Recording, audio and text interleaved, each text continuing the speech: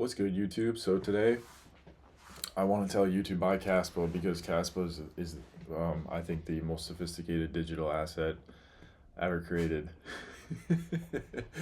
No, but seriously, if if uh, if you need to load up on more Caspo, if this is your first time buying Caspo, if you're wondering is now a good price or should I wait for lower prices, just buy now, guys. Just buy now.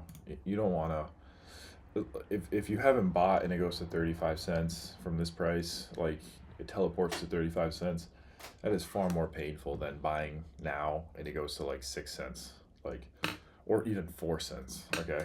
Even 2 cents. Just buy now so you don't have to feel the insane FOMO that the market is about to make, all of us feel, even the ones that are in crypto and love crypto. FOMO is coming, guys, because we are Q4 of the post-halving year for Bitcoin, and we're just going to be on track, I think, just like in any other normal year, to see some insane pumps. So today I want to talk about, I want to touch on the U.S. debt situation and how the U.S. is going to be, and how they have been positioning themselves for the next coming decades, and how I think besides your own budget, the U.S. budget is like the second, besides your personal budget or maybe your company's budget, like that you own, for instance, or even that you're a part of. I think those things are both very relevant to you and your income sources. Um, Besides those, I think the U.S. budget has to be top two or top three of the most important things that every citizen should understand, and not only of the U.S., but honestly much of the free world, since a lot of U.S. monetary policy influences how people live in Mexico and South America, like in Eastern and Western Europe, Canada, Australia, New Zealand. It really has a huge impact on the world. I think it's very relevant to all of us. I also want to touch on Caspa maximalism, what that means for me, and the de-dollarization of the coming years of our lives. BRICS nations, why are our countries fleeing trade using the dollar, and instead trying to create a better system for themselves and to stop the exploitation? Why are people saving in Bitcoin to stop the exploitation of the Federal Reserve and the U.S. government devaluing our currency? So yeah, those are the topics we're going to go into today, besides telling you that Caspa is literally the best, most sophisticated digital technology ever created. And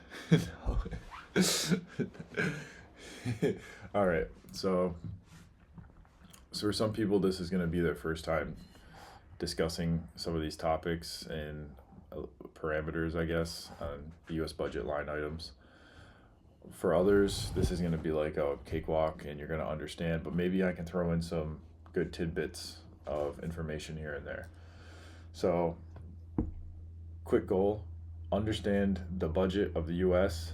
to figure out what this means for us as citizens to make better financial decisions in our personal lives. So, GDP, this term, I think we all heard it before. It's a basic measure of the market value of all final goods and services made within the borders of the U.S. in a year. I would otherwise word it as the monetizable energy output denominated in dollars of each of the citizens combined. So how much value do you provide? How much value do I provide? That's monetizable, denominated in dollars. And so that's just like the total sum of the country. Like, instead of just you at your job, pre-tax income, like how much value do you bring that job or your business? This is how much value do we all bring to this country. The government gets a share of that. As we all know, we have to pay our taxes. We love paying taxes. They spend our tax money on extremely efficiently and carefully. So this is, most taxes are a percentage, and they're a percentage of various of the said income sources that create our GDP. So you have like income tax, corporate tax, estate tax, all these different taxes. Now you have like tariff tax. I think there's probably tens of thousands of taxes. I don't think there might not even be a single person in this whole country that could tell you every single kind of tax. Maybe I could be wrong. Maybe the accountants out there are like, or the CPAs are like, yo, that's actually not that hard. But I feel like that you get taxed for so many things. Some are flat rate. Some you are they're just like one annual fee one time. Some are reoccurring, monthly, static. They just up them every 5 years. But as we all know, most taxes are percentage based. So this number will always climb with this number. So yeah, this is how much money our government makes from all of the energy that we put into the system. And then if we look over here at the red numbers that are bad, you can see that, or actually let's come down here. So what does the government spend that money on? That $5.5 billion, trillion dollars that we give them in tax revenue every year. Medicare and Medicaid for all those that are, unfortunately don't qualify for like some kind of company insurance or can't afford to buy their own private healthcare insurance, because we don't have free healthcare in the United States, as much of the first world knows and laughs at. Yeah, that's how much we spend for just some people to get their healthcare. Then we have Social Security for the seniors and the elderly that work their whole lives, and the government makes sure that they do the best they can to get their money as far as possible so they can claim the biggest checks possible. And then you have defense, which is obviously ultra important. Without defense spending, we wouldn't be able to maintain dollar dominance. So this is worth it for the U.S. to persist in the global reserve currency. And then we have interest, which is also very important, because if we don't pay our interest, we're going to default on our debt. Our credit rating goes to shit, and nobody wants to give us loans anymore. And the U.S. is seen as like a bad creditor, I guess you would call them. Nobody wants to invest in the U.S. anymore. So these are 4 items that we absolutely have to pay. I summed these up the other day. I could be a little wrong, but I think they come out to 5.2 or 5.3 trillion dollars just on these 4 largest budget items. And I'm sure sometime in the next, someone that's already done the math on it will tell you, probably within the next 10 years, yeah, this is gonna, just these 4 items are gonna exceed our revenue. So we're not even spending on roads. We're not even spending on the VA, unless that might be a defense. But we're not spending on just any sort of government infrastructure, government buildings, general government employees. I don't see the president's salary in here. No, but seriously, there's a lot of big budget items, like, I don't know, the CDC. I don't see any of that stuff listed here. Like research. The government funds a lot of, honestly, the governments have a purpose, right? Well, a lot of the time they just tend to, over decades and centuries of corruption, they tend to stray from that purpose quite easily, time and time again. And I think our government's done the same. Yeah, so basically all that other stuff I just mentioned, that the smaller items plus these larger items sum to the U.S. federal spending. The U.S. budget deficit is approximately the tax revenue. So how much money do you make a year minus how much money you spend a year? So if you take this number minus this number, it's approximately this number. So it's kind of like if you made $50,000 a year after tax, but you go out and just spend like $75,000 a year, you're going to be in, $25,000 of debt every single year. That is the U.S. government. $25,000 of debt every single year on a $50,000 salary after tax. Okay, so like they're just spending like this is like a person going like, yo, I'm going to Europe. I'm going to like I'm gonna take my date out to like a fancy place. Uh I'm gonna eat out every weekend even though I'm dead broke, or every weekday. Like I'm not gonna stop spending on anything, right? Like this person that makes $50,000 a year, or else you can think about it. It's not even luxurious in a sense. It's like this person has, let's say, uh, like a terminal illness. They're old. They need home security, and they all this $25,000 every year they've been putting in personal debt or credit cards, and they got to pay the interest on it so they can keep taking out debt for the next year, so they can keep paying these things. So that's where the U.S. government is. They're kind of they're not stuck, but like as we just discussed, like if you cut any of these things, it would either be detrimental for the entirety of the people of this country, or it would be at least so detrimental to groups of people that you're going to lose votes, or you're not going to get elected for it. And that's why I think when Donald Trump did cut Medicaid recently, he did it on the back of saying throughout his 2024 election campaign that he was not going to cut Medicaid. But here he is cutting Medicaid. And if you think about it, I mean, that's going to be one of the easiest things to cut, probably. Like, just make it a little bit harder for people to get health insurance. It really is, like, probably the lowest hanging fruit here. But these fruits are, like, big and juicy, but they're way high on the tree, and they're hard to touch. But you can pull a decent amount of savings from them. So the way that the government, like if you make $50,000 a year and you spend $75,000 a year, like I mentioned previously, you could be putting that on credit cards, personal loans.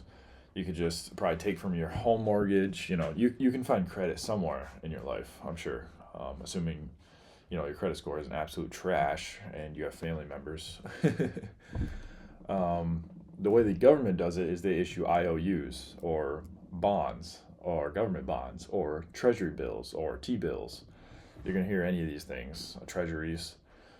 Um, Essentially, like I just mentioned, it's an IOU to the government. You're saying, I'm going to give $1,000 to the government today, and if I get a 1-year bond in a year, I'm expecting to get $1,000 back from the government with 4% interest, for example.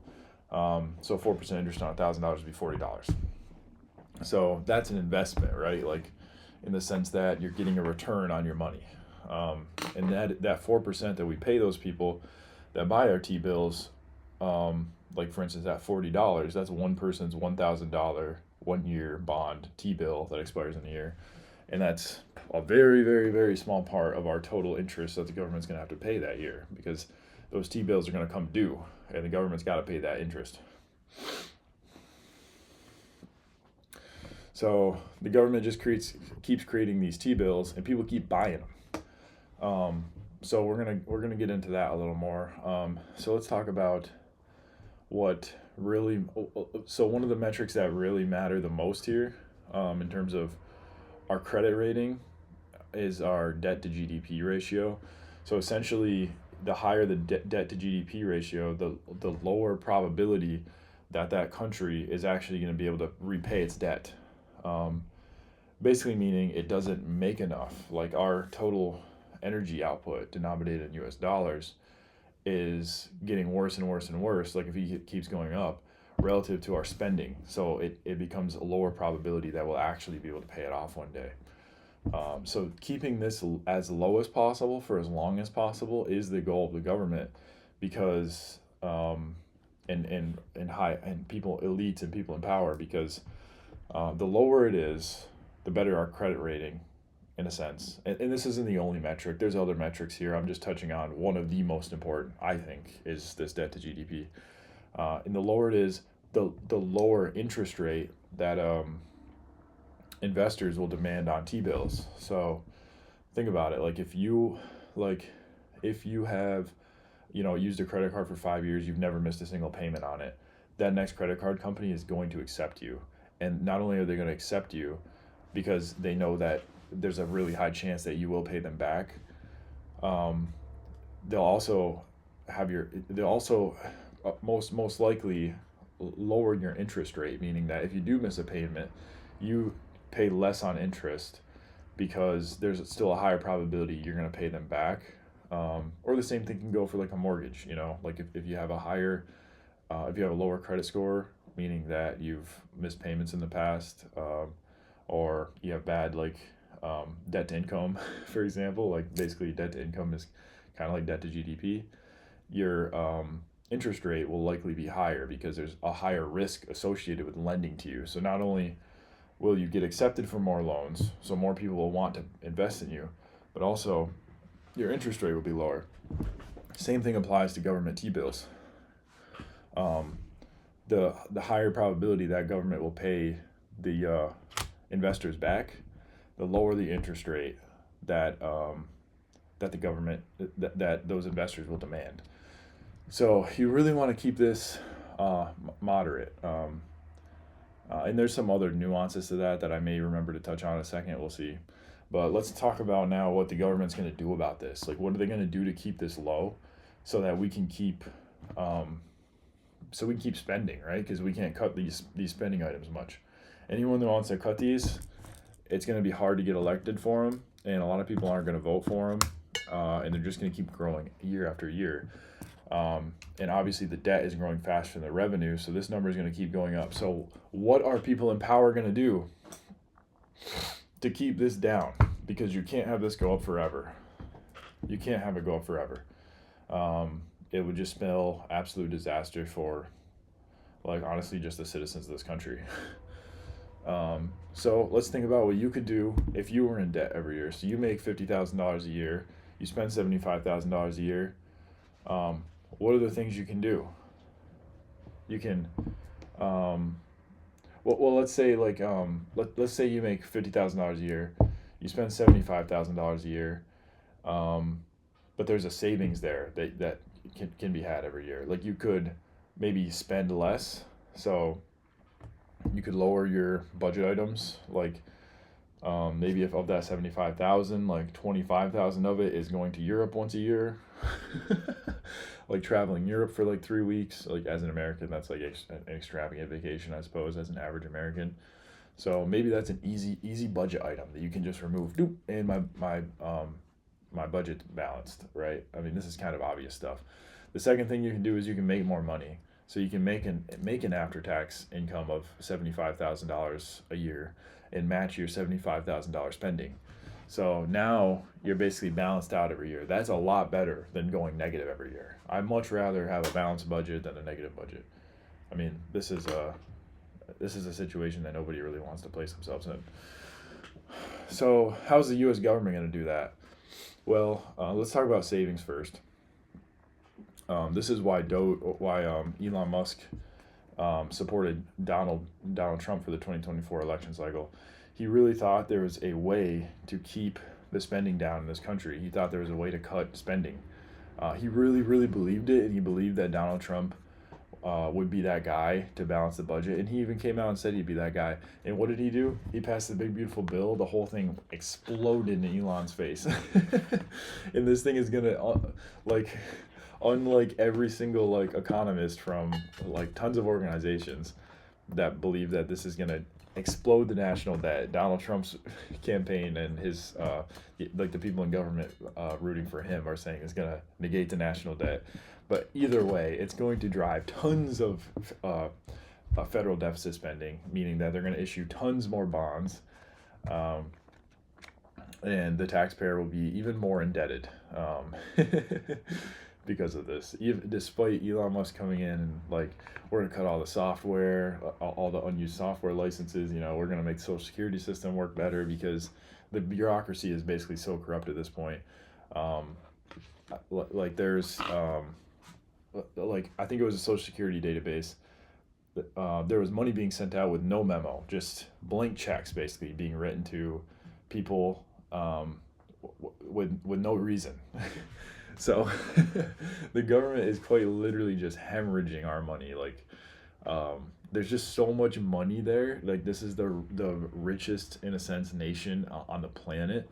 So that means the stakes for laundering and corruption and malpractice and honestly just negligence and just lack of caring is super high because there's tons of money to be made, and I think that's why the whole thing is like is corrupt. I mean, how would it not be corrupt, guys? There's so much money in there, but basically the whole thing is has been a colossal failure. Despite the number you see here, I do believe most of this is just hypothetical, not necessarily implemented at this time. Will take a decade, 2 decades to even show up in the numbers. So Doge is really a failure. We'll never save our way out of this. We'll never save our way to a lower debt to GDP. And like I mentioned a couple times, that's really because these four items right here are already federal tax revenue. Okay. And you really can't cut these much. You can't cut these. The corruption here is insane. The interest is absolutely required. Social Security and Medicare and Medicaid cuts, hacking into that will kill people, literally kill people, make people homeless, and destroy your voter base. Like probably like 20% or 30% of all voters will not vote for you, and you won't win the election if you run on those things. And if you do it once, then the other party's getting. If one person lies, like Donald Trump lies and says he won't cut social and Medicaid, and then he just guts the whole thing, you think the Republican Party is getting reelected? No. So do you think Donald Trump's constituents and donors are happy about that? No, because they want to see kickback for as long as possible. So you can't cut these items. We can't save our way out of this, okay? So the other thing we can do is earn our way out, like I mentioned in the aforementioned, like I mentioned in the aforementioned, like I was saying prior about like a personal situation. Just make more money, just get a better job, right? So let's get a better job. Or before we do that, let's think about there's two ways, okay, we can make more money as the federal government. Well, you can either make more money as a nation, like your and I's energy output's greater, or you can just tax the nation more. So instead of taxing us 20%, you tax us 30%. Well, that's great, but what does that really do? Let's think about it. If everyone's taxed more, well, the year is, we don't have to think about it. I'll just give an example. The year is 2025. Companies and people are global now. We have the internet. In the last 20 years, the internet has absolutely exploded to the point where, I mean, there's no reason that I have to be anywhere in the world anymore. I can access my money from anywhere. England is in a huge, they're in a massive debt situation as well. They're much farther along on the negative curve, in my opinion, than the U.S. is. And in attempt to try to get that debt to GDP ratio down and to start making more money as a government, they've recently just hiked taxes on, millionaires, decamillionaires, centimillionaires, billionaires. There's a few of them. And as a result of that, what they've seen is a mass exodus of those wealthy individuals to tax privileged nations and entities in areas like Dubai and I think East Asia. They're just seeing explosions in wealthy individuals migrating to those areas because why would I stay in cold, depressed, rainy, sad Great Britain getting taxed at, like 100%, like 55, 60% every year when I could just move my ass down to Dubai where it's nice and hot. And yeah, it's a different kind of area and I'm not really too familiar with it, but there's flat roads and there's nice cars and it's got a nice desert landscape. Tons of amenities for other rich people. Why would I not go down there and save almost every single penny of my money? Why would I stay here in this sad, gloomy place when I could just sell my assets and just move? Because this is 2025 plus whatever future year you could be watching this video, and the world is different forever now. So you can't just tax your way out of this. The other caveat to that too. So almost the majority of tax revenue is coming from the richest people. So when those millionaires leave, that's like 20 normal people leaving. Not exactly, but you know what I mean. It's a big hit. Like the people that the curve on who pays the taxes, it's like way up here. Like just like you see the wealth distribution, like Elon Musk is like way over here from a normal person. Well, he's also paying taxes that are like way over here. So when you lose someone like that to a country, it really hurts the tax revenue. So it can actually like backfire. And last thing about it, it's such a bad, just to push how bad of an idea it is. Like when some people, I won't say names, but in this country, vote for higher taxes on people, there's a lot of negative consequences of it. It could be higher taxes for you too. It's not like maybe it's the higher taxes for the wealthy today. Maybe in 5 years, it's way higher taxes for you and less opportunities because, last point, um, you tax those people more. Well, what do? They're typically business owners, investors. They're people that promote jobs. They're people that promote industry and investment, and they care about the future of that. They're literally investing into the future of that country. Like, those are the types of people you're pushing out, and you're going to be taking their capital that is private equity. That's, I think we can probably all agree it's more correctly allocated to what's going to make money and drive revenue, um, than giving that same amount of money to the government and have them just waste it on whatever. You know what I mean? It could just go to corruption. Like, that's why it's a sticky, it's a sticky subject, sticky point of conversation because, I mean, you tax millionaires. You're like, why does anyone deserve that money? Well, what's the government gonna do with it? You know what I mean? Like, who's it better in the hands of? Because the government in like almost every modern nation has a lot of corruption. I mean, and just not only just corruption, but just not caring. The incentive structure is just broken there. So ultimately, I just ranted for like way too long, but that is why hiking federal taxes is not, in state and local taxes kind of are not. It's not really a good idea. It could lead to actually making less money. Um, and if that's the case, again, our debt to GDP is going up. So that's not going to work either. Okay, we're left with another option here in the make more money category, and that's to increase our GDP because, like I was saying, the U.S. federal tax revenue is a percentage approximately of our GDP. So increase GDP. How do we do that? Well, we have to be more productive as a nation. We have to export more energy to the world. Essentially, um, people have to pay us more. We have to be more valuable. So what do you hear in the news these days in 2025? You hear robots and AI. Robots and AI. Robots and AI. Okay? Put that through your mind a million times. Why do you hear that? Because think about it. If you had like an army of robots, think about the insane amount of productivity and revenues that would bring to like some of the largest companies in the world. Imagine if everyone that went to like every construction worker, every welder, every I don't know, every delivery person, every driver, every fast food worker was just a robot. Today we laugh at a lot of these concepts, but I think it's coming in the future. Um, but think about if none of those wages had to be paid to companies, or I'm sorry, to employees, how much profit that would produce and investment that would produce and value. It would be insane. And then selling those robots to other countries, problem. Why do you, I feel like as a US citizen, why do you not hear about robots so much? It's because we're getting our asses handed to us.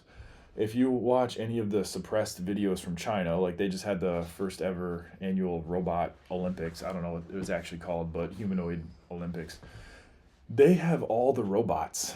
And then like you look at some of China's robots compared to like Optimus, the one that Tesla's creating. And by the way, and there's also Atlas from Boston Dynamics. I'm not sure if they're going to go full scale on it though. And there's a couple other countries or companies as well in the U.S. But right now, China is actually like destroying us. Why are they destroying us? Because they know how to manufacture shit. Over the last 30 years, as the U.S. has just become completely financialized and basically just an importer of goods, China has done the exact opposite, and they've taken all of our industry from us. And now they're the manufacturing powerhouse of the world. And they are utilizing that same knowledge base to make robots now. As well as that, they also have, I think, probably a better education system overall. They have some really smart people. They have 4 times as many people. They need robots more than us. So they are so far ahead of us on robots that the U.S. is cooked. Like, we are not winning this race, in my opinion. So what does that leave? AI. That is why I think every single day, like, if you just look at headlines, you're always reading something about AI because they're trying to push this AI stuff over and over again on us. Because, in a sense, it's the U.S.'s only like only what's the chess phrase term for this, like only pawn in the game or whatever, only piece in the game. It really is. So let's think about it. We do have some pretty great tech companies, and we do, and as the United States, like we do have a privilege of being able to import talent from all over the world on H-1B visas. We get a lot of smart minds. You look at the team of XAI on like Elon Musk's team, it's almost all H-1Bs. I mean, you can just tell it's like first, second generation immigrants. So not all H-1Bs, but there's a lot of foreign talent. Um, so AI is like at the peak of it. It's really just brain power, and then the entire rest of it is getting that computational power capital, and the U.S. is great at spinning that up as well. And maybe we're not good at manufacturing, but we can definitely build like giant buildings still, okay, with huge servers in them. So it makes sense why we're going after it. It's also kind of it's kind of like robots are like a stepping stone, and AI is just going to like grab the trophy. Um, like like if whoever has the greatest number of intelligence like wins on a world stage. That's one of the reasons the U.S. has done so well in the last, why we've done okay over the decades, because we've always imported the smart immigrants, like great immigrant talent, constantly comes into this country. So we need to keep that going. So in a sense, it's like if we had, 1,000, 10,000x that kind of intelligence in the form of AI, imagine the things we could do with it. Imagine the improvements, the innovations it can make for us. It would be like China takes off with their robots, and then we're like lagging behind with AI, but then we zoom right by them, okay? In terms of our GDP, in terms of our productivity. So going for AI is the smart move, but AI sucks. Like it just makes, I use AI every single day, and it makes silly mistakes constantly. It's imperfect. It's it by no means is like in anywhere close to completely replacing human talent, and that's what you see with a lot of companies that do use AI, and you're now hearing in the news, like it's just come out like, oh yeah, like teams try to use AI to replace people, fire a bunch of people. I think it's mostly just the business cycle causing them to do that, and then they end up regretting it, or it becomes negative or unprofitable, gets bad press. I mean, it's nobody. AI is not good enough yet. It's not. It might not even be in the uncanny valley. It's like before the uncanny valley of being like a human at this point. It's not even quite there yet. So now you're hearing these deadlines. It's always every day. It's like Jensen Huang from NVIDIA. They're always like the Google, like Sundar from Google is coming out. They're all so worried, and Sam Altman, they're all like, oh yeah, like AI is gonna be like super intelligent, super smart, like it's right on the horizon. Like, is this the truth, or are they just trying to get investment in the U.S. and in their country, in their companies? You know what I mean? Because I actually use AI, and it's come a long ways in 2 to 3 years, but it's got a lot farther to go. And also, it's a black box. Like, you don't actually know. Like, yeah, you add compute to it. Like, you add compute and it gets smarter, but you don't actually know like what's gonna finally give it that like aha moment. Like, this thing is like human level intelligence. It literally thinks just like me. Like, we know how far they are out from that right now. But we don't know exactly the steps we have to take to get there. All we know is just throw compute, throw compute, throw compute. But what if there has to be more like intellectual decisions that are like way more intricate and science based than our current knowledge can account for? Then are we just 2 years away from AGI, or are we like 10 years away from AGI? And if we're 10 years away from AGI, then creating AI is not going to save our GDP like we need it to, in the modern day. So I don't believe in AI as an immediate solution to the debt problem. I think the U.S. debt is going to get worse, but There's also one more trick that only, almost exclusively only, the US government has up its sleeve. Something that you and I can't do if our personal debt to income is whack and we can't stop spending like a drunken sailor. They print money. You print your own money. This is genius. Like, who didn't think about this earlier? Like, I should create a money printer in my house. Why do I not have a money printer? I should just do that, and then I can just print my own money and just pay it off that way, and I don't have to even work for it. So the important thing to know is that, in my opinion, every year this problem doesn't get solved is another year of existential risk to inflation. And the government will do anything they can to continue the devaluation, because as they devalue the currency, not only will that let them create more bonds, because eventually if they just keep creating bonds, they will suck all the money out of the private sector, and they can't do that in a like perfect money economy. So what they're going to do instead is just make a lot more dollars so that they can put debt on those dollars, and then create enough more dollars to go around for the private sector as well. And this is all inflationary. It's all inflationary, guys. Even it's really just picking the type of inflation you want. So when you print money today, like a common thing I've seen is, why do we issue debt in a currency that we can just print? Okay, like actually think about that. Like it actually really is as stupid as it sounds. And the whole purpose behind it is to defer inflation. Think about it. If the government wants to spend $1 trillion, what's less inflationary? Borrowing $1 trillion and then spending it? So it was like there was $1 trillion that existed, the government took it, and then they put it back in the economy, or the government just creates $1 trillion and just puts it into the economy. Well, the latter. The former, it delays the inflation. So let's say all that debt is in like 10-year T-bills, 10-year treasury bills. It's going to cause little inflation today, because yes, you did take $1 trillion from the hands of savers basically and put it in the government, which is a drunken sailor spender.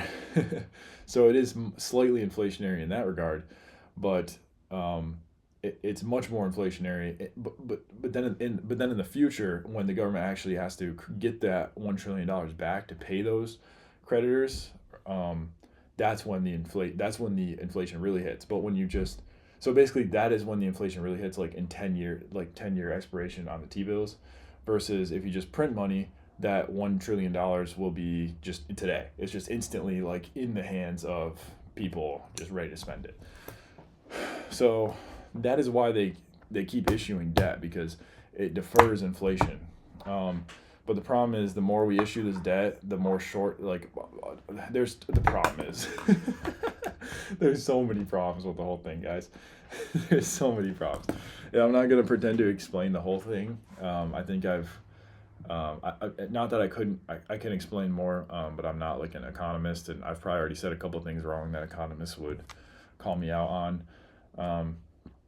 But I think I've gotten the gist across that, the government is incentivized for every year we don't have a growth driver, since that is we are like our back against the wall. We need a growth driver. The U.S. isn't going to be able to compete in robotics, in my opinion. The U.S. needs to create AI. We are going to turn our land into an AI giant server farm, energy producing AI server farm. And that is what the United States will become. And that's what you see some of the projects breaking ground across the country right now in 2025, and you're like, oh crap. And this is kind of being hidden from the public eye. Not really, but you got to go out of your way to find information on it. A lot of the time, I find, at least that's what my social media does to me. So they might be trying to suppress me. Every year the government doesn't have a growth driver, which is AI, they're going to print money. It's just the incentive that they have here. They're going to keep printing money for all the aforementioned reasons. I'm not going to go into it again. This means that for every year the black box of AI does not show fruits, does not bear fruits, um, inflation will stay hot. Inflation will stay at 3%, 4%, 5%. And that's just the numbers they want to show you guys. We've seen payrolls this year and all the payroll numbers. I mean, the government they're really good at moving these numbers around at this point. They're masters at it. So don't just take my word for it. Take someone like Donald Trump's word. So Donald Trump is the president. He's the leader of the free world, and he's also a freaking rich billionaire. Where is he putting his money? Let's see. Let's just go on this site. I mean, it's probably different, but it's probably his holdings are probably different than what they advertise here. But it's probably like ballpark estimate. So Donald Trump's AI investment. Let's just sum this together. We'll go on the top end of it. I mean, Amazon and Apple aren't really AI plays. Google's an AI play, so that's 250,000. I mean, Amazon, Apple a little bit, you know what I mean, but Nvidia, Apple way more so. So we got $1.25 million. Holy crap, that's a lot of money. Donald Trump is placing big bets. Donald Trump thinks AI is imminent. He thinks the chips are coming. The chips are here. The chips are going to save us. The promise of AI is here, guys, right now. Look at this. Look how much money the leader of the free world is putting on this. He thinks this is happening right now.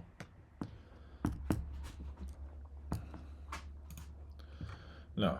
Trump Media builds $2 billion Bitcoin hoard. This is literally orders of magnitude above his AI investments. Like, this is not even close, okay? Like,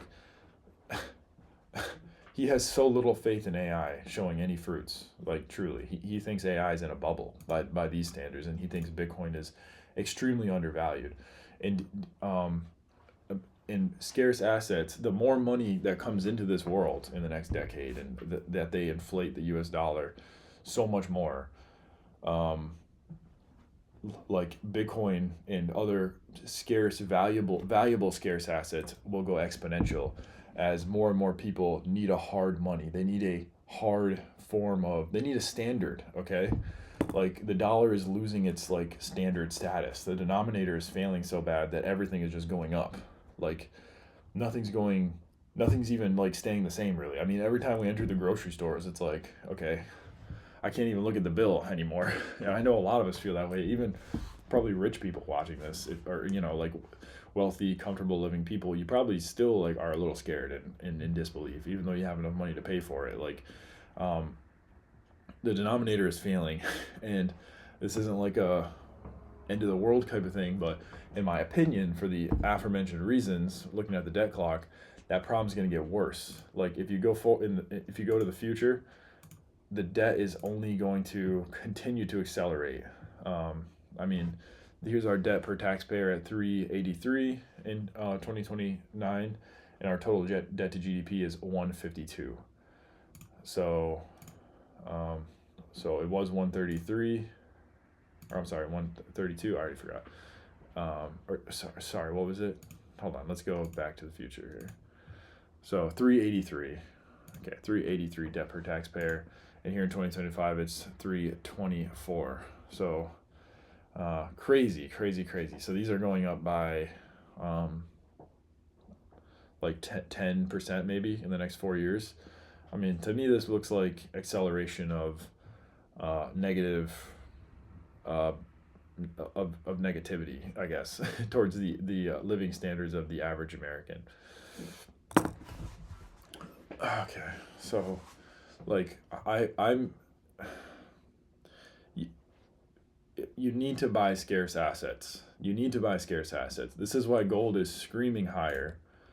Gold just hit 3,800, almost 3,900. It's screaming higher, guys. I see some people on YouTube's gold estimates up to $30,000 plus, literally north of $30,000 in the next like 5-6 years. And I can see it happening because it's just a flight to safety. Like, everything in the stock market is denominated in dollars, and an AI is basically like the whole S&P is being like lifted up on stilts from AI, which, like have already mentioned, it's a black box of question marks. We don't know when it's actually going to become profitable. Almost no AI services are profitable. And China's doing AI cheaper than us. It's not as good at the limit, but it's doing that same compute power much cheaper with DeepSeek than much of the U.S. agents. So, what I put this as, how I think about this, is the fall of a currency. And the U.S. will, I'm not saying it's going to happen overnight. It's not. This has been a long time in the making. It was in 1933, I believe, that the government seized the gold from its citizens, revalued gold up 60%, dropped the value in each citizen's pocket. They forced citizens to exchange gold for dollars, revalued the gold, thus devaluing all the citizens' new currency. And it was actually illegal to hold gold in 1933. From that point onwards, they've had so much gold, and that was when the dollar was gold backed, that we don't know how much money they've backed, how much gold they had to back those dollars, in a sense. Like, nobody's ever been able to verify that the government actually ever had enough gold to pay for all the money that they issued. We've probably been on a quasi gold standard for all of the 1900s, and then in 1971 with Richard Nixon, when he took us off the gold standard completely and pegged us to fiat and a belief system in this amazing government, and how no, they won't, because they can print energy, print value into the world. They're not going to abuse that. Nobody would abuse that. Like, we're going to do this responsibly.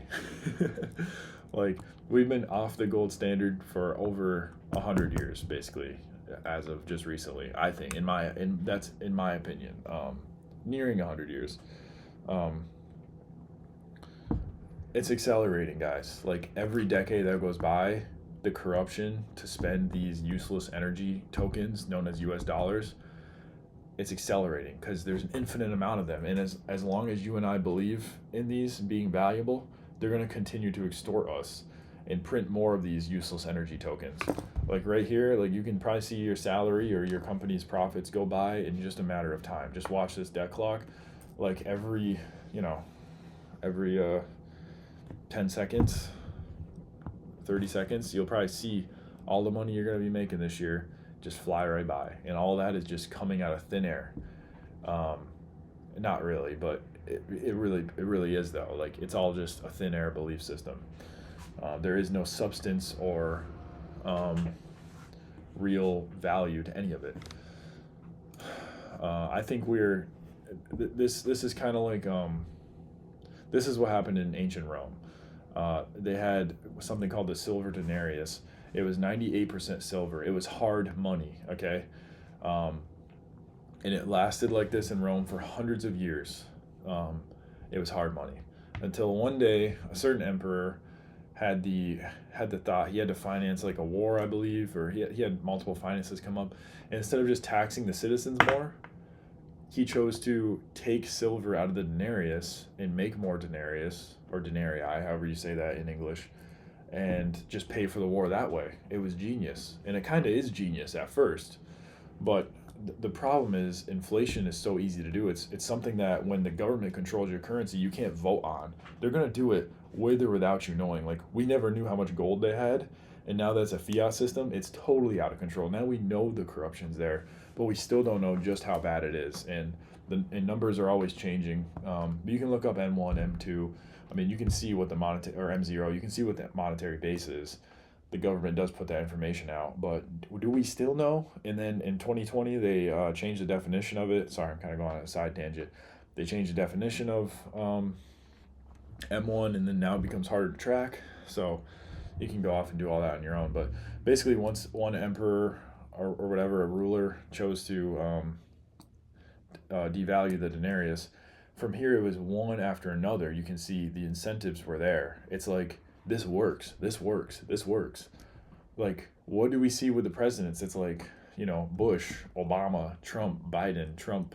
Like, they're like, this works. Like, just keep this going. Like, keep the party going. Like, keep the money flowing, keep the asset bubble expanding, keep devaluing the currency, because it will stay together even though we will have a collapse in value, a collapse in, like, I would look at silver content percentage, like user belief, dollar holder belief percentage. And they're going to keep selling the world dollars while they buy gold and while they buy Bitcoin, meaning anyone at the top that's in tune with this, that isn't just a member of the masses who just works for a dollar all day. They're going to um, keep extorting everyone's dollar belief percentage until it falls from 100 to 0. And that would be my one-to-one comparison with the silver content percentage. It's your and I beliefs percentage. So I think that we are somewhere like over here, maybe over here. I think we have a lot farther to go, guys. And you know what this creates is, it creates an ununiform distribution of wealth, because it's not a malicious reason. Like, stop pointing fingers, like these rich people net worth, like their net worth's exploding. Like, yes, rich people have created these, the laws, and they do extort the system in a way that prevent, normies from getting a lot of wealth. Like, they do try to inhibit that, and it is bad. There's a lot of bad with that. But also, you have to realize, like, the government has to keep printing money. That is actually the situation they're in right now.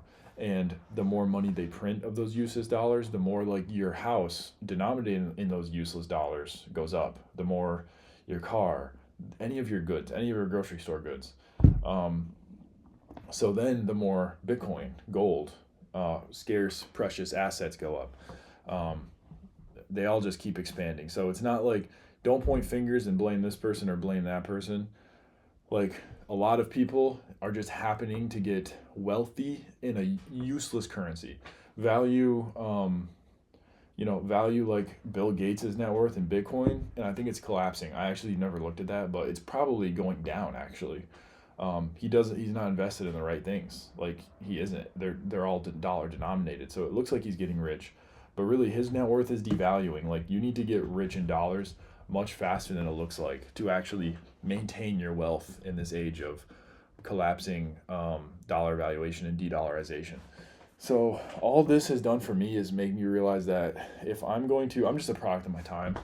You know, I wouldn't give a shit about cryptocurrency if I was born like 40 or 50 years ago.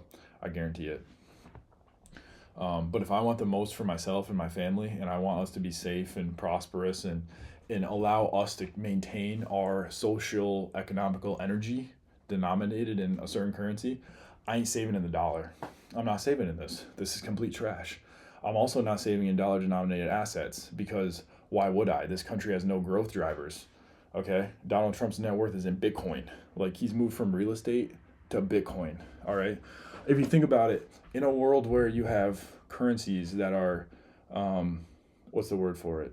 Sound money. You have sound money currencies, like purely sound, nearing perfection, like Bitcoin and Caspa. Why would you buy real estate? Like, if you think about it, like a house is no different than a car. You just see a car devaluation much quicker than a house. Like, we all have this intuition in our minds, like when you drive a new car off the lot, it's going to devalue like instantly, right? It's going to go down like 10,000 miles on it, 50,000 miles, 100,000 miles. You're going to lose dollars, right? Well, what if we were in a hyperinflationary society? Well, it doesn't work that way.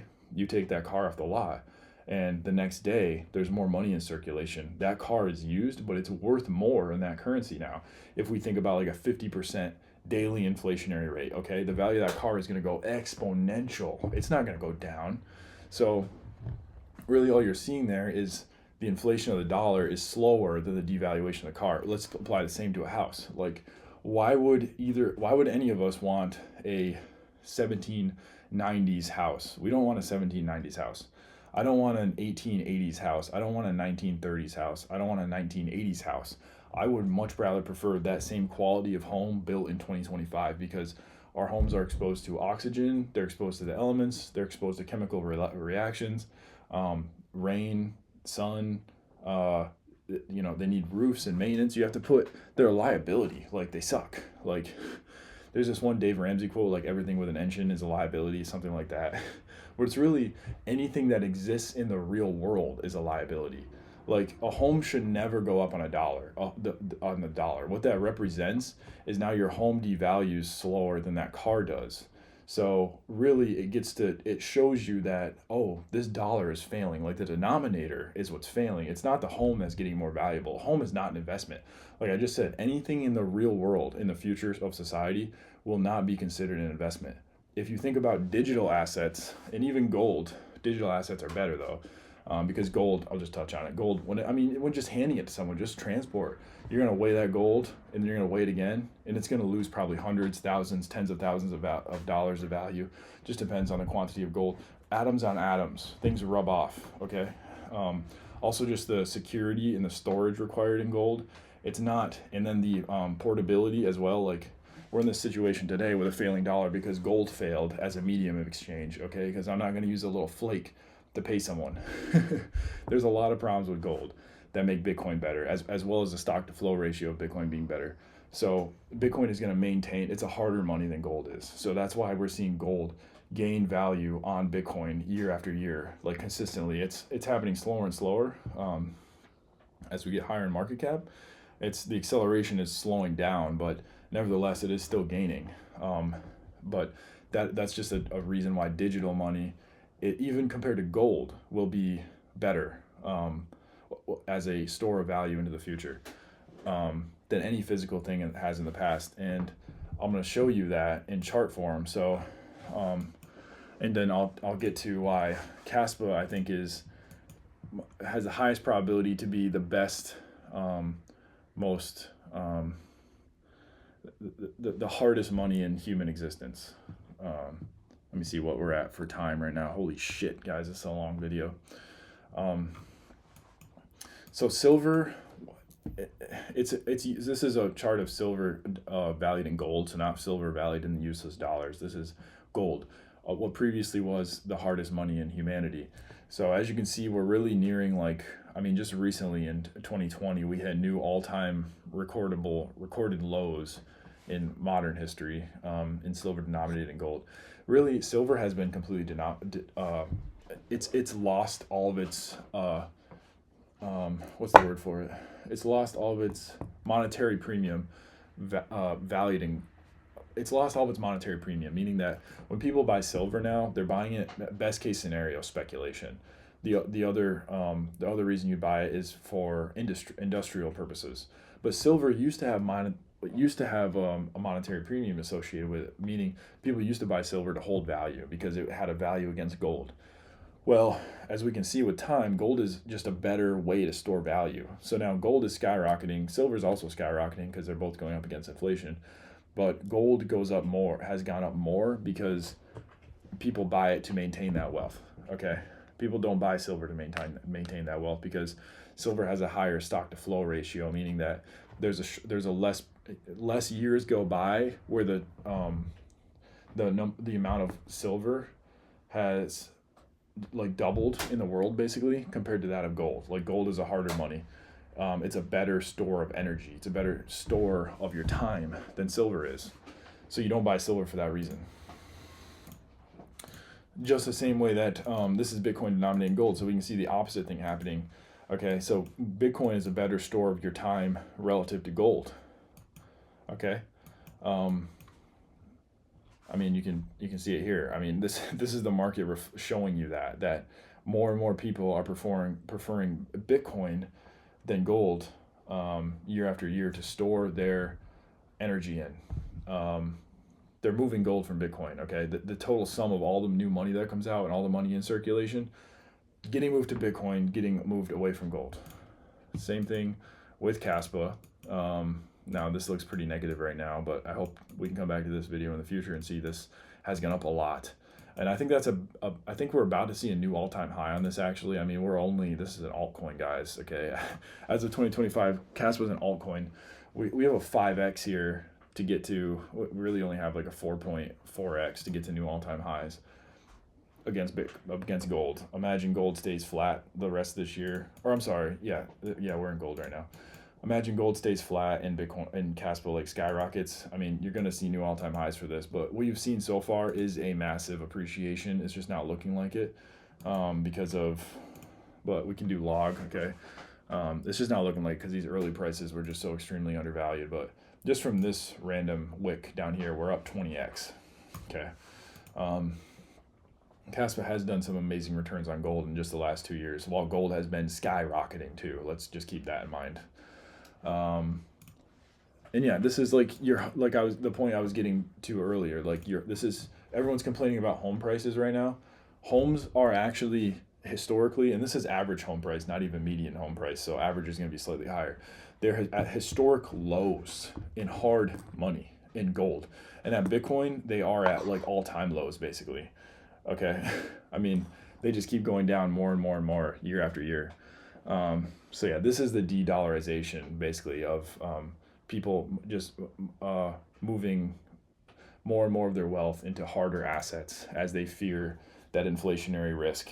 So here we can see what's likely to happen over the next, well, what is going to happen actually, almost certainly, to the stock to flow ratio to some of these scarce assets over the coming years and decades. So you can see it takes 67 years here in 2013 to double this total supply of gold.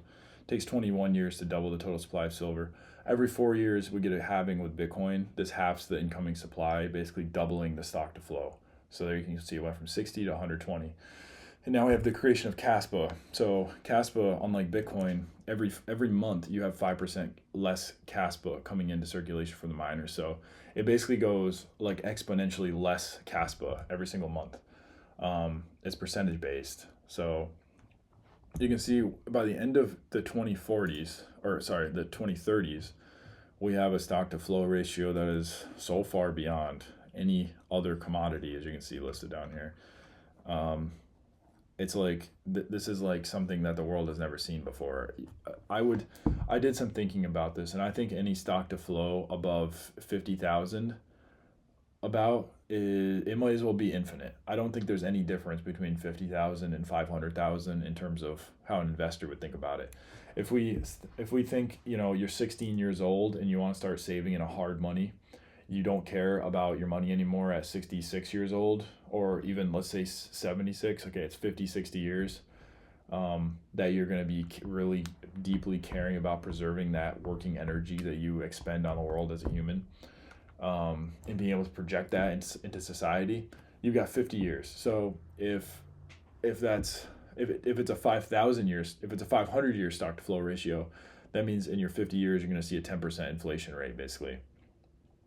Or I'm sorry, that means in 50 years you'll see a 10% inflation rate as 10% of that supply is created. Okay, because because 50 years just passed, it takes 500 years to double the supply, so you've created 10%. Okay, in that time frame.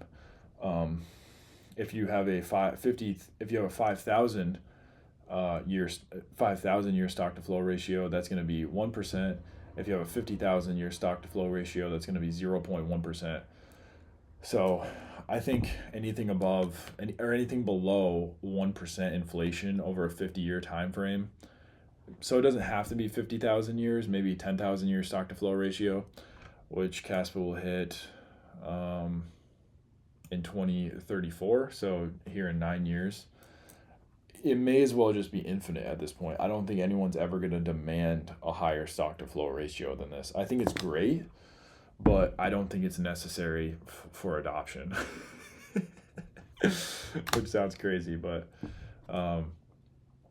and I'm going to touch on this probably in another video as to why Caspa will surpass, why I think Bitcoin stock to flow won't even be this good, and Caspa's will in my opinion most probably maintain this absolutely ludicrous stock to flow ratio into the far future.